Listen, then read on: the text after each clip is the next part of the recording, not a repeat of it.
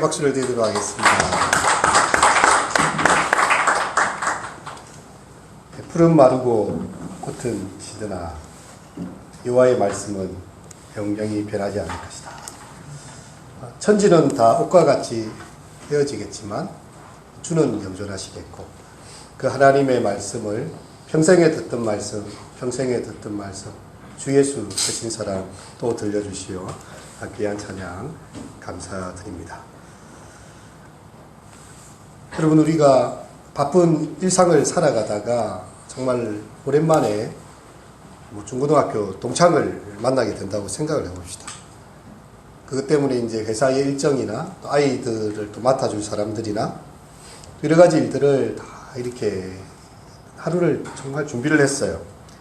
특별히 그것을 위해서 식당을 예약을 하고 이렇게 시간을 다 맞추어 놓았습니다. 정말 설레는 마음으로, 어릴 적 소풍 가던 그런 마음으로, 내일이면 우리 친구들을 오랜만에 이렇게 볼 수 있겠구나, 이렇게 설레는 마음으로 이제 모임 약속 장소로 나가게 됐는데요.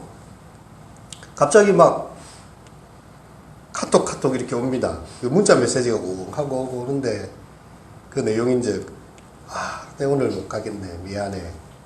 내 지금 오늘 갑자기 무슨 일이 생겼어.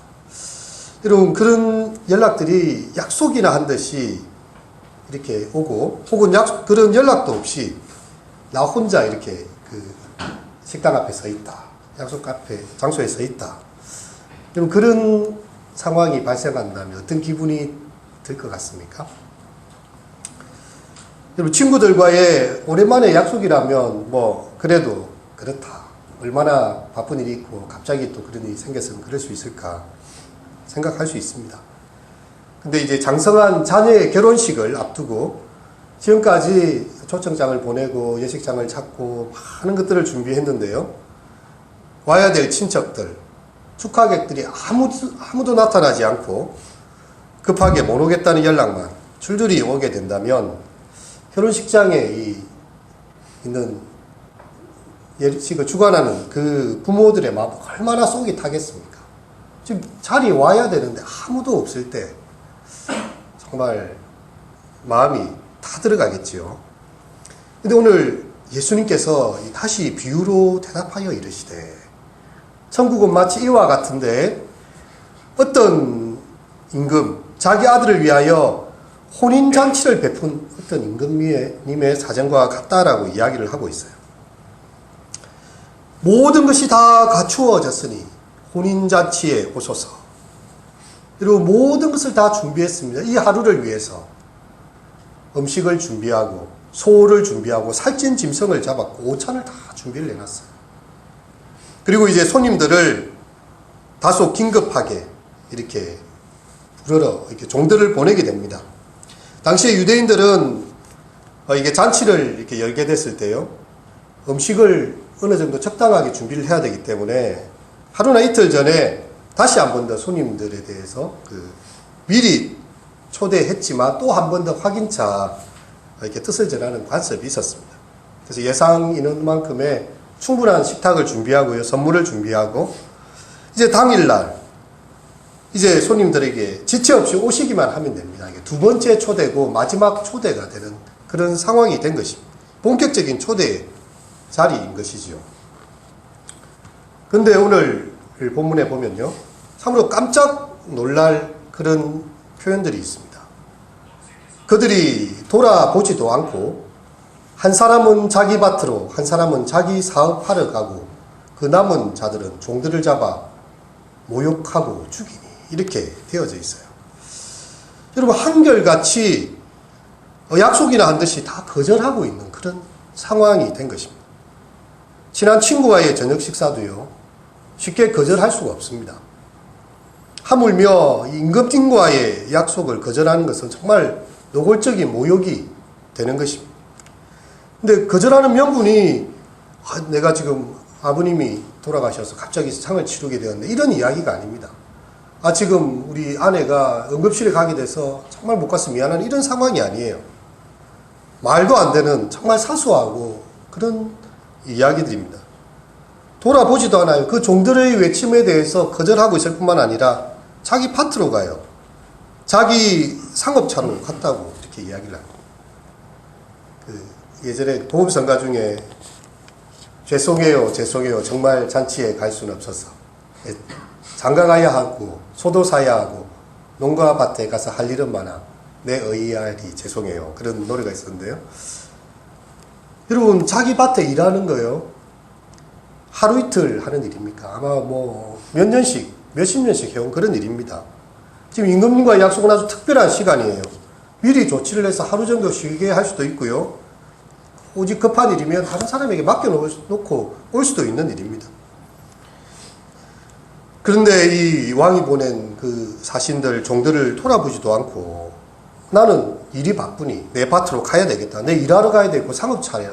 내 업무가 바쁘네라고 나간다는 것은 참 이 주인의 마음을 슬프게 하는 것입니다. 요즘 말로 하면 이런 말이에요. 아니, 내가 당신과 시간을 보낼 만큼 그렇게 한가하게 보이는 줄 압니까? 내 지금 밭에 할 일이 얼마나 많은데. 오찬이 준비되었다고요? 내 갈 거라고 지난번에 말했지만 내 지금 더 급한 일이 생겼고 그때는 맞았는데 지금은 틀립니다. 상황이 달라졌어요. 우리 집에 그 화장실에 페인트를 칠해야 되겠다는 생각이 갑자기 들었는데 그 뭐 왕의 잔치에 사람들 많이 오겠지요. 내가 가야 됩니까? 참 각각 핑계도 많고 각각 할 말도 많습니다. 하지만 이것은 참 임금님의 마음을 슬프게 하는 것이고 그들은 하나님 나라에 등을 돌리고 있는 자들과 같다. 이렇게 표현을 하고 있는 것이죠. 구약 성경의 눈물의 선지자 예레미야가 예레미야 7장 13절에 이렇게 이야기해요. 하나님께서 자기의 선지자들을 보내서 이스라엘 백성들을 교훈하시고 그들에게 말씀하시거든요. 나 여호와가 말하노라. 이제 너희가 그 모든 일을 행하였으며 내가 너희에게 말하되 새벽부터 부지런히 말하여도 듣지 아니하였고 너희가 불러도 대답지 아니하였나이다. 하나님이 예레미야를 보내가지고요, 온갖 퍼포먼스를 다 보여줍니다. 사람들이 예레미야가 말을 한다고 잘 듣지를 않으니까 예레미야가 이렇게 몸으로 이렇게 요즘 같으면 이제 전위예술을 하는 거죠. 그럼 사람들이 이 선지자가 왜 이런 모습으로 이렇게 있는가? 그래서 뻘거벗고 이렇게 있는 거예요. 그럼 사람들이 선지자 왜 이러십니까? 이렇게 하면 너희가 내 말을 듣지 않으면 이렇게 벌거벗은 채로 바벨론에 포로가 될 것이다. 이런 식으로 이야기를 하는 거거든요. 빨리 회개하고 죄에서 돌이키고 너희 중에 죄를 제하고 우상을 떠나고 약한 자들을 돌아보고 그러면서 이제 선지자가 메시지를 그렇게 전하는 거예요. 전위예술적인 그런 것들이 많이 있었습니다. 새벽부터 이야기했어요. 하나님의 말씀으로. 그 사람들을 향해서 하나님께 돌아오라고 새벽부터 말하여도 듣지 아니하였고 너희를 불러도 대답도 하지 아니하였다. 그렇게 표현을 하고 있습니다. 하나님의 부르심은요, 결코 적극적인 것이 아닙니다. 태초부터 부지런히 부르시는 하나님의 음성입니다. 여호와께로 돌아오라. 너희 아버지의 집으로 다시 돌아오라는 그런 말씀입니다. 근데 인간의 어리석음은요, 그것을 듣지 못하고 있어요. 그것을 무시하고 있습니다. 그들에게 있어서 하나님의 나라에 대한 초대를 거절하고 있는 것은 그들의 평상시의 일입니다. 뭐 대단한 일이 아니었어요. 그냥 개인적인 흥미나 취미 때문이고, 하지만 그것 때문에 자기들은 생명을 구하는 길을 놓치고 있는 것입니다. 여러분, 노아가 우리 창세기를 지금 큐티 학교에서 읽고 있는데요. 노아가 하나님의 음성을 듣고 배를 짓기 시작합니다. 하나님께서 이 땅에 사람 지으셨음을 한탄하셨어요. 그 생각이 항상 악할 뿐임을 보시고 하나님께서 이 땅에 사람 지으셨음을 한탄하셨다, 후회하셨다는 단어가 창세기에 나옵니다. 근데 하나님께서 그래도 구원의 길을 여시기를 바랬어요. 그래서 그 당대의 의인인 노아를 불러가지고 산 꼭대기에다가 배를 지어라, 이런 이야기를 하십니다. 여러분, 배는 어디에 조선소를 마련합니까? 거제도 조선소가 이렇게 산 위에 있지 않지요. 바닷가 다 이 목 좋은 곳에 가 있습니다. 근데 산 꼭대기에다가 배를 짓고 있으니 사람들이 노아를 보면서 막 욕을 합니다. 아니, 저 사람이 미쳤나? 산 꼭대기에 무슨 배를 짓는단 말이야. 아니, 강에 짓든지 바다에 짓든지. 그리고 그 당시에는 큰 홍수가 없었던 때 그냥 비가 살며시 내려서 이렇게 지면적시는 되었습니다. 근데 아직 큰 홍수를 경험해 보지 못한 사람들이 그 노아를 보면서 이렇게 이야기하면 노아가 이야기합니다. 하나님께서 이제 이 땅을 물로 심판하기로 작정을 하셨다. 이 홍수가 여기까지 올라올 것이다. 누구든지 구원을 얻기 원하는 사람들은 이곳에 와라. 그 자체가 메시지인 거예요. 그 당시에 사람들은 사고, 팔고, 먹고, 마시며 시집가고, 장가가고 그랬다고 했습니다. 그들이 뭐 큰 죄악을 범했다 그런 이야기가 잘 나와 있지 않아요. 그냥 그들의 일상에 일에 충실했던 거예요. 어떻게 하면 우리 아이를 장가를 잘 보낼까? 어떻게 해야 잘 먹고 잘 살 수 있을까? 어떻게 해야 이 상품을 비싸게 잘 팔고 좋은 것도 또 희귀한 것을 살 수 있을까? 이런 일상의 일들에 그들이 젖어 있었는데 하루 이틀 노아가 메시지를 전한 것이 아니지요. 120년 동안 배를 짓습니다. 그게 메시지예요. 이곳까지 하나님의 심판의 그 홍수가 떠오를 것이다. 여러분 그 말을, 그 메시지를 사람들이 보고서도 듣고서도 들으려 하지 않았습니다. 무시하고 지났습니다. 그리고 노아와 그 가족들 외에는 구원을 받은 자가 없었죠. 그래서 배선자를 보면 8팔자의 입구자가 그려져 있습니다. 8명의 사람들이죠. 노아의 가족 8명이에요. 그 외에는 그 생명을 구원을 받은 자가 없었던 것입니다. 예수님께서 이 노아의 때에 대해서 이야기했어요. 종말의 날은 특별한 날이 아니다. 이와 같은 날이 될 것이다. 그들이 자신의 일상의 일에 매여서 시집가고 장가가고 먹고 마시고 사고 파는 일에 정신이 팔려서 이 경고의 소리를 잊고 있다가 이제 불현듯 그렇게 그들의 심판의 날이 임하게 된다는 것입니다. 여러분 오늘 본문의 이 사람들은요 한때 왕의 초청에 대해서 관심을 가졌어요. 아, 우리 임금님께서 이 나 같은 사람을 초청의 자리로 불러주신다니. 그래가지고 아마 그들은 마음에 각오를 했을 거예요. 다른 일들을 좀 치우고 저곳에 가자. 그날은 내가 좀 목욕도 하고 마음을 준비해서 가야지. 근데 그 아마의 시간이 있었겠지요. 온갖 종류의 다른 일들이 그들의 삶에 침투했어요. 이번에 쳐야 될 시험과 이번에 해야 될 사업처와 내가 해야 될 일들, 막 이런 일들이 침투해져 가지고 가장 중요한 약속을 그냥 잃어버리고 만 것입니다. 여러분 우리에게는 하나님의 부르심이 언제나 있습니다. 새벽부터 말씀하고 계세요. 저를 통해서 설교자를 통해서 이야기하기도 하고요. 어떤 때는 기도할 때 마음에 말씀하기도 하고 자녀들에게는 부모님을 통해서 부모님을 하나님의 대리자로 세워놓으셨잖아요. 내 부모를 공경하라. 왜? 하나님께서 그 부모를 통해서 자녀들을 양육하시기 때문에. 그래서 끊임없이 바른 길에 대해서 영생의 길, 생명의 길 그거에 대해서 이야기를 하고 있습니다. 그런데 듣지 않아요. 그리고 그것을 무시합니다. 그리고 자기의 길로 마치 양들이 각기 제 길로 흩어지는 것처럼 양의 목자의 음성을 듣지 않고 떠나는 것처럼 그렇게 될 수 있어요. 변명은 가지각색이 될 수 있습니다. 하지만 오늘 본문의 사람들은요 한결같이 하나님의 요청을 다 뒤로 제껴버렸습니다. 그들의 우선순위에서 다 밀려났어요. 그들이 언젠가 예배를 드리러 올 수 있겠지요. 언젠가 그들이 잔치에 올 수 있겠지요. 근데 그날은 언제인지 모르겠어요. 지금은 아니라는 거예요. 그렇게 시간을 놓치고 있습니다. 뿐만 아닙니다. 본문에서 청함을 받은 사람들 중에는 이 초청장을 전해주고 왕의 소식을 전해주는 이 사람을 능욕하고요. 심지어 죽이기까지 하는 그런 상황이 벌어졌습니다. 우리 임금님이 이 상황을 보고 어떻게 하셨나요? 7절의 내용을 읽어보겠습니다. 시작. 임금이 노하여 군대를 보내어 그 살인한 자들을 진멸하고 그 동네를 불사르고. 예. 임금님의 노여움이 격발이 된 것입니다. 여러분 하나님께서는요 우리를 위해서 모든 것을 준비해 두셨어요. 오늘 본문에도 나오지만 모든 것을 다 갖추었으니 혼인잔치에 오라. 하나님께서 우리 죄인된 인생을 향해서 그분이 베푸신 그 희생과 사랑과 섬김은 우리가 가히 청량할 수도 없고요. 감히 생각할 수도 없고 가히 이렇게 말로 다 표현이 되지 않는 그런 것들입니다. 그런데 우리가 그 하나님의 거절을 요청하고 그 요청과 그 말씀에 대해서 거절하고 떠나게 된다는 것은요, 하나님의 마음을 안타까움과 분노를 일으키게 되는 그런 일입니다. 보라 지금은 은혜의 때요, 보라 지금은 구원의 날이로다.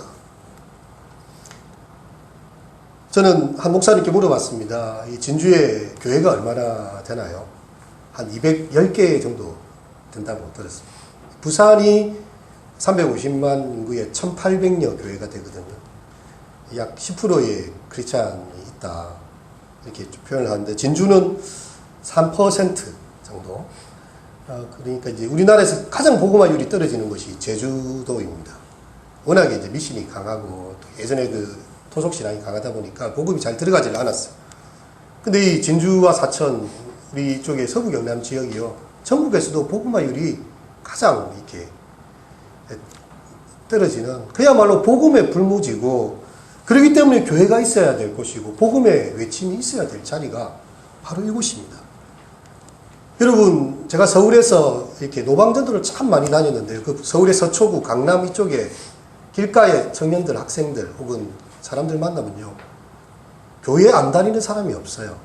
그러니까 예수 잘 믿으세요라고 이야기하고 신앙생활 잘 하세요라고 이야기할 경우, 강남의 그 기독교 인구는요 40%가 넘습니다.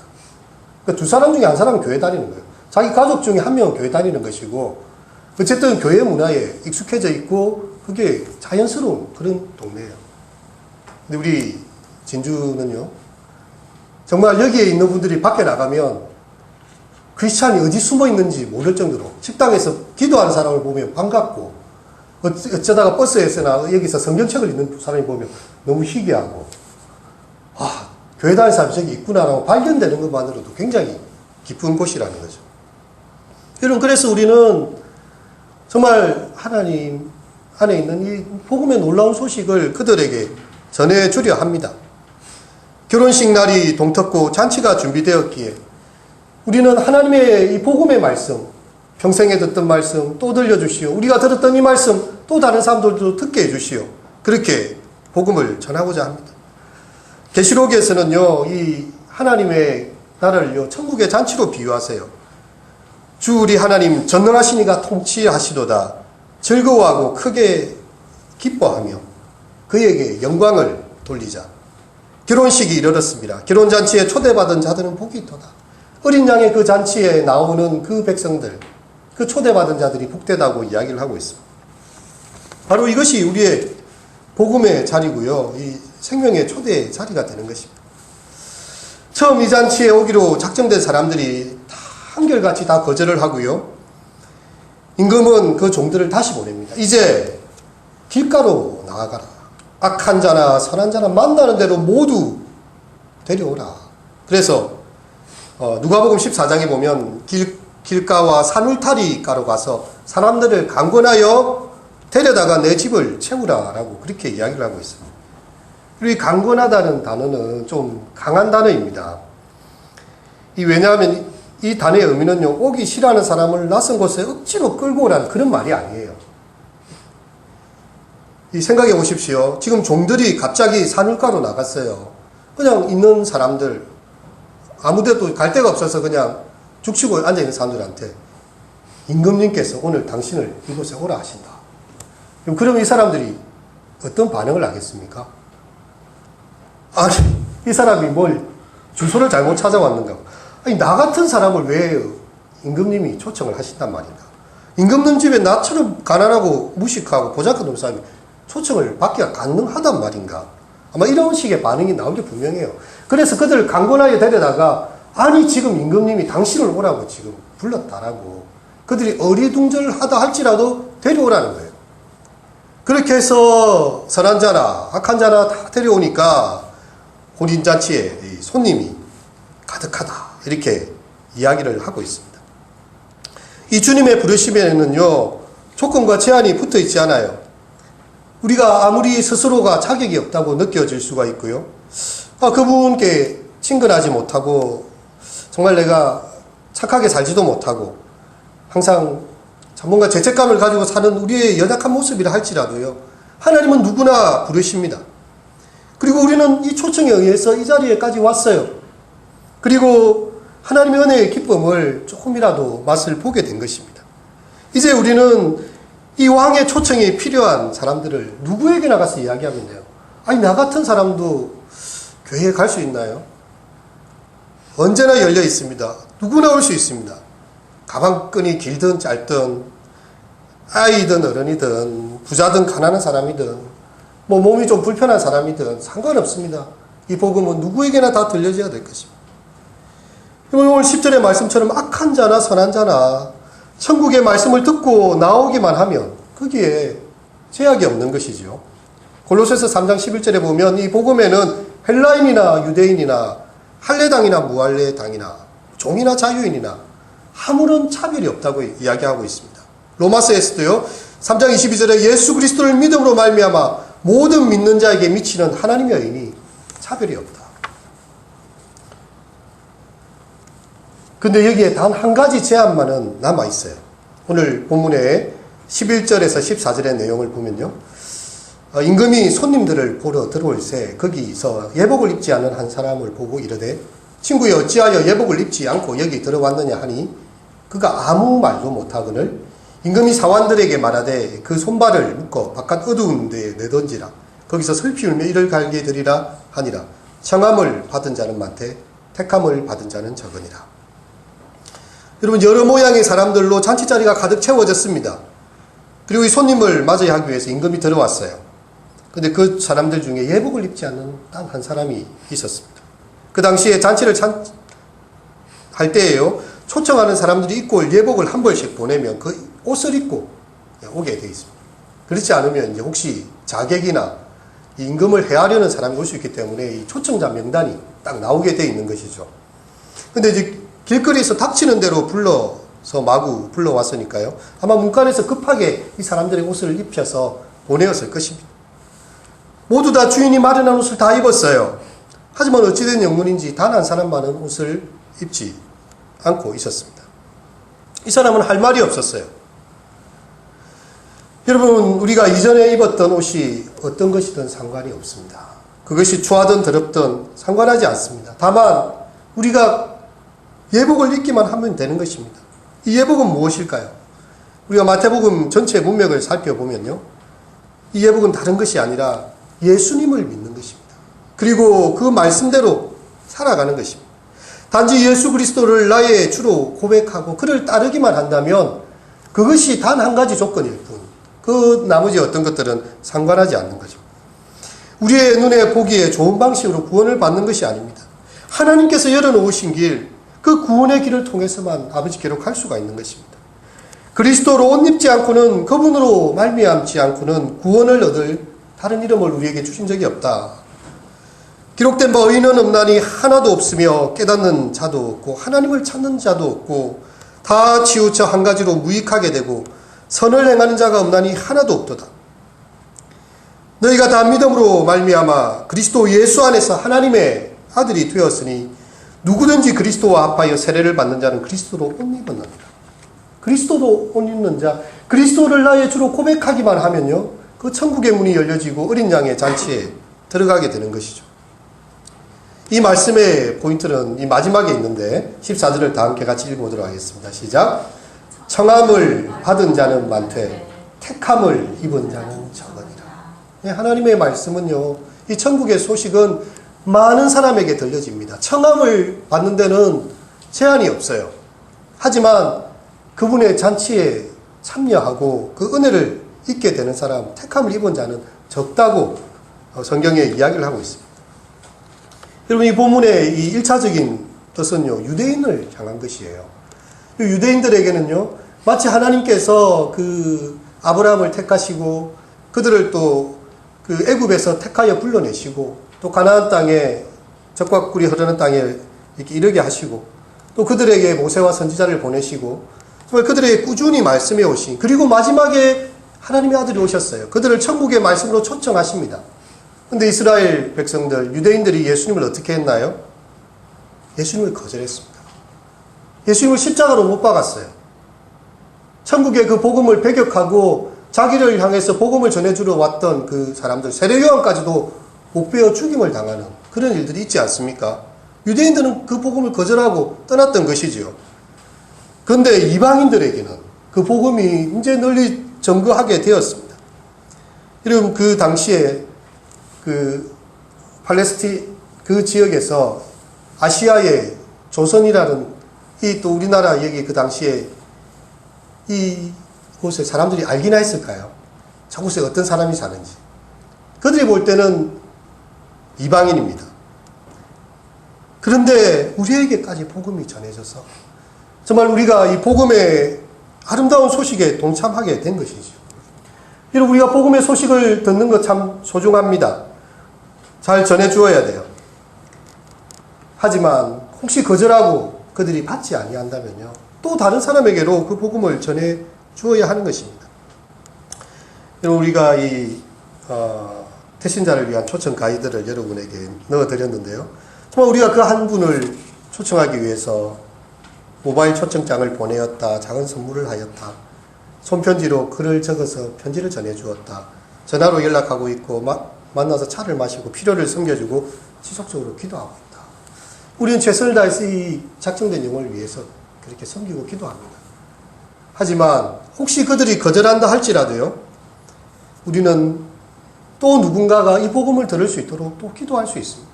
주님의 때는 언제인지 우리는 알 수 없어요. 하지만 이 복음을 듣고 믿는 자는 구원을 받을 것이고 믿지 아니하는 자는 하나님의 심판을 받게 될 것입니다.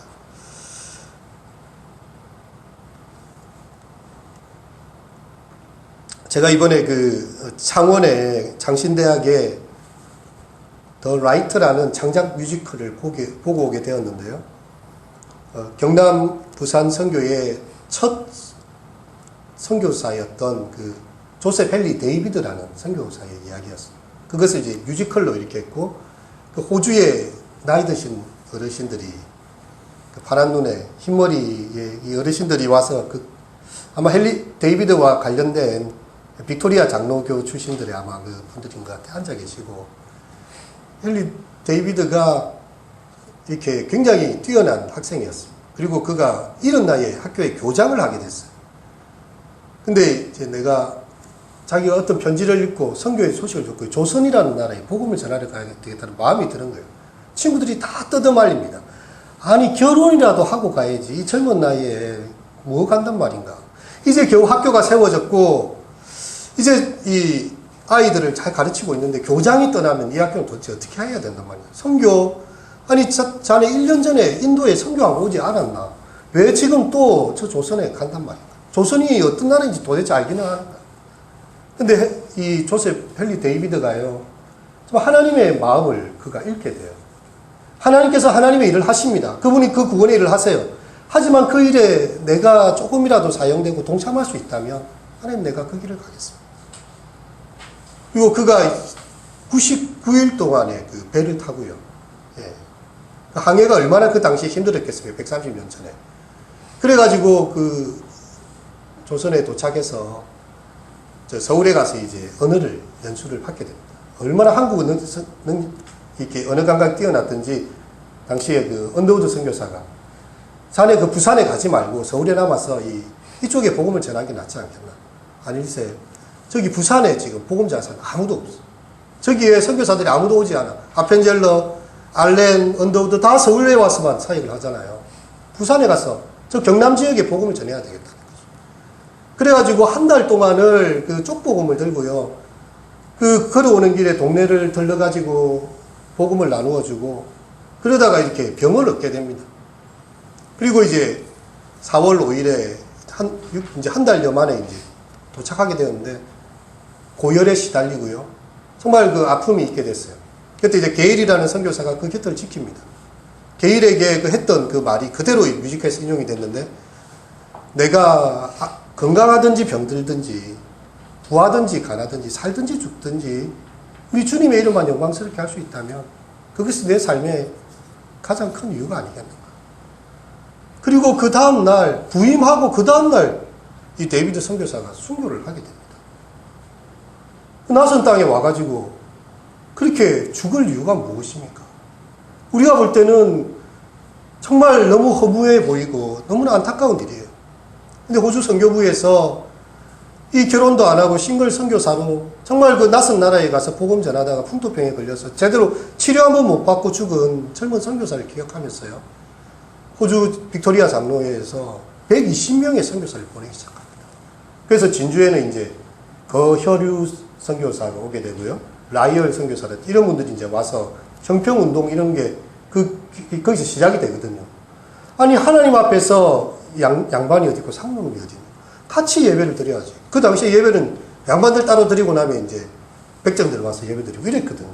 아니 하나님 앞에서 종이나 자유자나 유대인이나 헬라인은 없는데 어찌하여 이렇게 하는가. 그게 그 당시에는 굉장히 충격적인 일이었습니다. 그래가지고 그 당시에 매부인, 그 맥켄지 선교사의 부인이었던 매부인이 그 통역을 도와가지고요. 그 예배를 같이 드릴 수 있도록 이 진주와 경남의 형평운동의 시초가 바로 선교사들의 그런 희생과 수고였습니다. 그들이 와서 우리에게 복음을 전해주지 않았다면 우리가 어찌 여기에 교회가 세워지고 우리가 복음을 듣고 천국의 메시지를 전할 수 있겠습니까?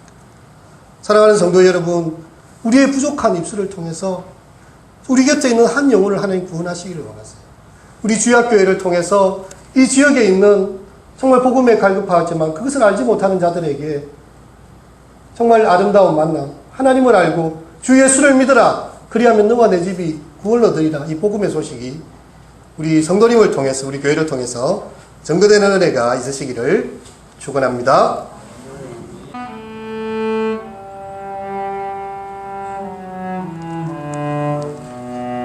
청함을 받은 자는 많되 택함을 입은 자는 적으니라. 정말 모든 것을 다 갖추고 혼인잔치에 초대했던 그 임금님의 상황이 천국의 모습과 같다 하셨습니다.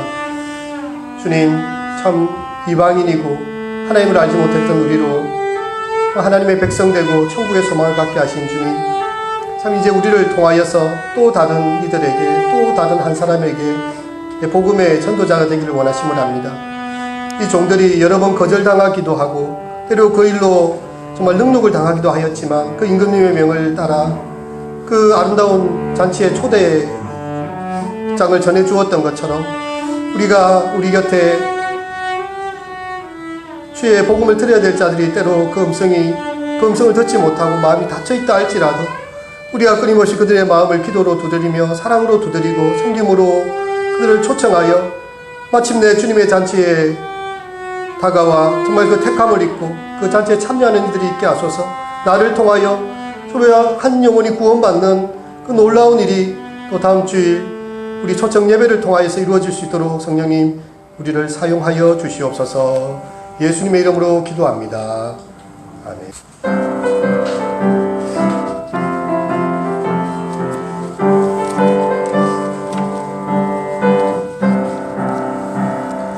듣는 사람마다 복음 전하여 복스러운 소식 들어지세. 모든 사람에게 전할 소식은 어느 누구